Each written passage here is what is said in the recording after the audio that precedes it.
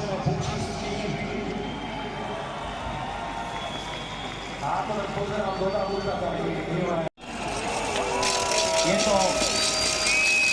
je to vlastne úplne to isté, ako posielať sudcu Pullmana vybavovať preventívnu väzbu pre bombicák. A na záver nám bolo povedané, citujem, že ide o vyvolanie napätia v spoločnosti, o narušenie ústavného zriadenia Slovenska a zvrhnutie vlády. Ale toto trafili presne. V demokratickej spoločnosti sa dá vláda zvrhnúť len tak, že prestane byť väčšinová. A nik iný na tom nepracuje viac ako vláda sama.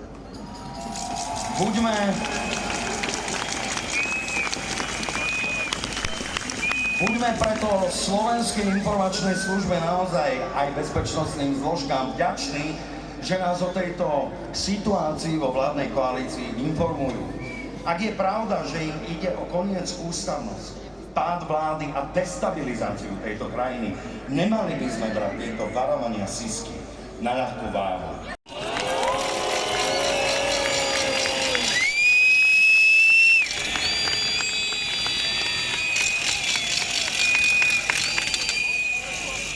Rovnako ako aj slovenskí skauti či Domka, salesianská mládež, ktorí sa pridali k našej výzve, odmietame verejné verbálne útoky voči študentom a študentkám za prejavenie svojho občianskeho postoja.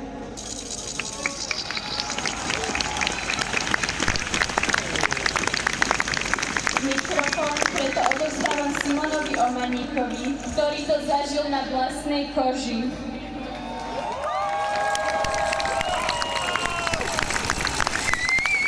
Dobrý večer, Bratislava! Moja osobná skúsenosť prišla po tom, čo som sa rozhodol vyjadriť svoj názor k prezidentovej predvolebnej kampane. Okrem útokov vládnych politikov sa ale dokonca našli aj ľudia, ktorí sa pokúšali dobiť do mojej školy.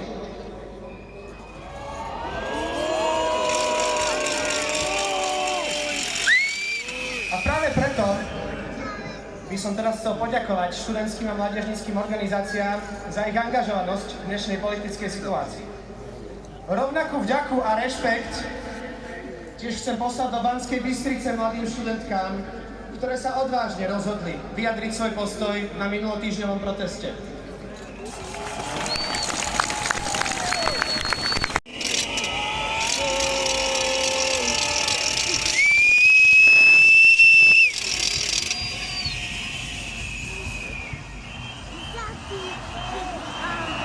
Hanba! Hanba! Hanba!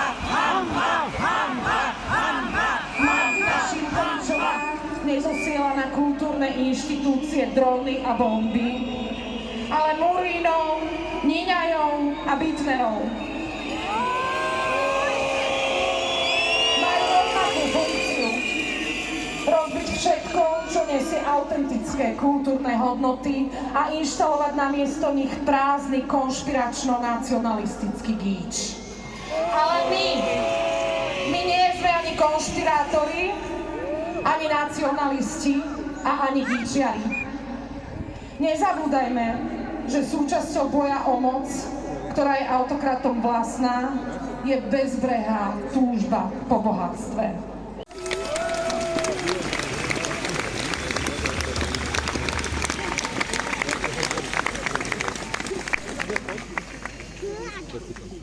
Dobrý večer. Zasekli ste mi reč, ale pevne verím, že to rozdýcham. Priatelia, budem sa snažiť byť stručný. Kázali mi hovoriť pomalšie. Najskôr vám mám odovzdať pozdrav od krajanov strany.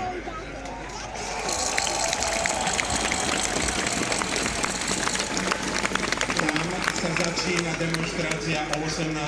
hodine a prihovorí sa im aj kňaz, profesor a filozof teológie, pán Tomáš Halík.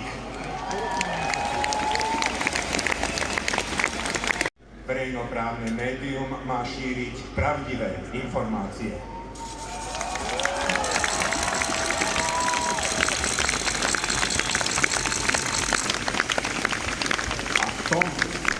A v tom prípade redaktor verejnoprávneho média má hľadať pravdu. A pravda sa nedá nájsť tak, že na jeden koniec stola posadíte pravdu a na druhý klamstvo. To, čo je v strede, to nie je pravda. To je polopravda. A polopravda je často horšia ako lož, pretože sa podobá na pravdu.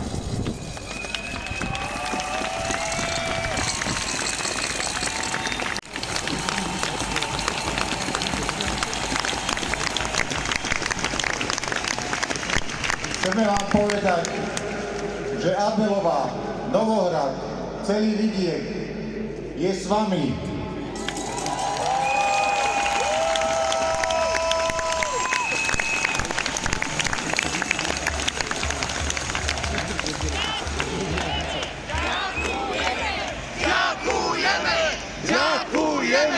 Abelová je členom mikroregiónu Novohradské Podzámčie a starostky a starostovia tohto regiónu ma poverili, aby som vám prečítal vyhlásenie, ktoré sme si pripravili a ktoré dávame na vedomie všetkým členom samosprávy, našim kolegom starostom a ktoré vám tu chcem prečítať.